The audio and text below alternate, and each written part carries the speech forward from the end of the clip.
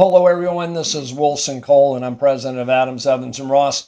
And I want to talk to you today about bankruptcy and from a collection standpoint, what that means, and from a secured creditor standpoint and unsecured creditor standpoint, what that means. And keep a lookout in your email box or either on this. I know we're going to be doing a secured creditor webinar on what you need to do with some of our staff attorneys or one of our staff attorneys in the coming weeks. If you want to make sure that you get a free invite and the webinar is absolutely free going forward, just put it in the instant message. Have us send you a link to that webinar. Just request it and we'll get it to you. But let me kind of give you an overview of bankruptcy from a collection standpoint. When a company comes in for collections, we can legally reach out to them, contact them, everything along those lines. Once a company files bankruptcy, legally, they are under the protection of the U.S. government. We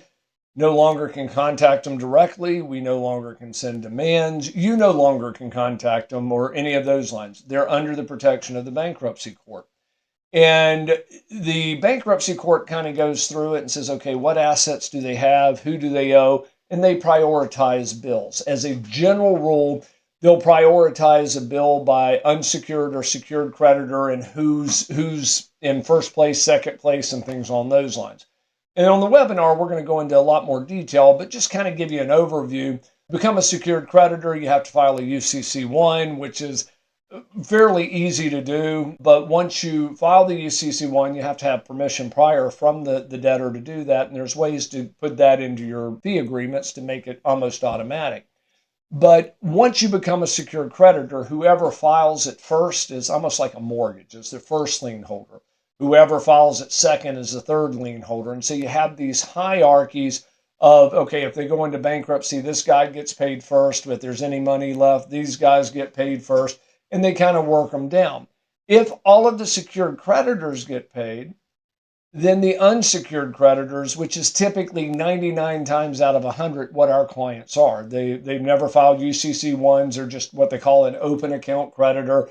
They provided services, they sent an invoice, and now it's time to get paid.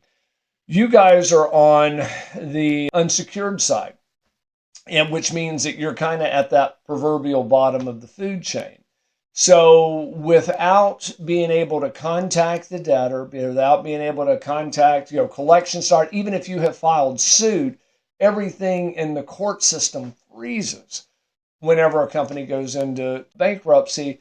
And the courts even oversee anything to do with that lawsuit that was filed.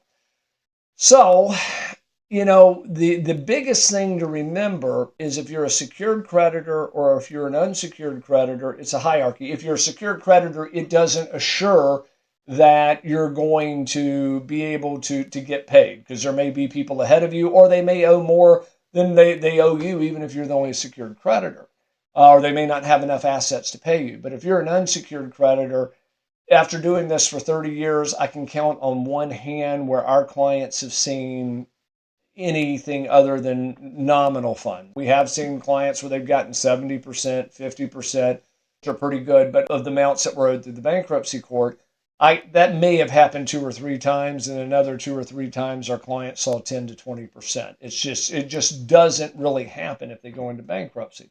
So you want to make sure on bigger balances that you're a secured creditor. But you also want to make sure that you understand that if they file bankruptcy, you no longer can contact them. You can't reach out to the principals of that company. And this sounds like semantics, but I have a lot of clients say, well, I know where he lives. Okay, well, you dealt with the corporation. You didn't have a personal guarantee, so you can't go after him. Now, if you had a personal guarantee, you could sue that individual, the owner, and go after him on a separate track if he didn't file bankruptcy, if just the company filed bankruptcy. And we do run into that on occasion.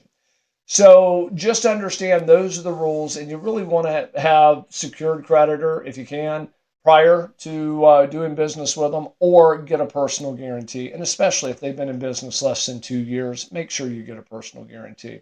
That's something that we discuss in detail, but in other webinars and other videos. But do put down in the link if you'd like for an instant message to go out to you to give you the link to the free Bankruptcy Secured creditor website, or to the webinar that we're going to be doing with some of our staff attorneys. If you have a collection issue, go to staffingdebt.com, book an appointment with myself or one of our staff attorneys, and we'd certainly love to work with you. Thanks.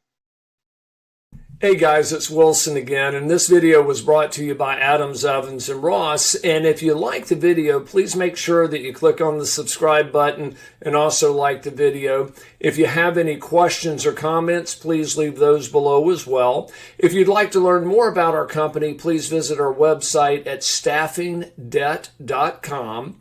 And also remember, if there's no collection, there's absolutely no cost at all.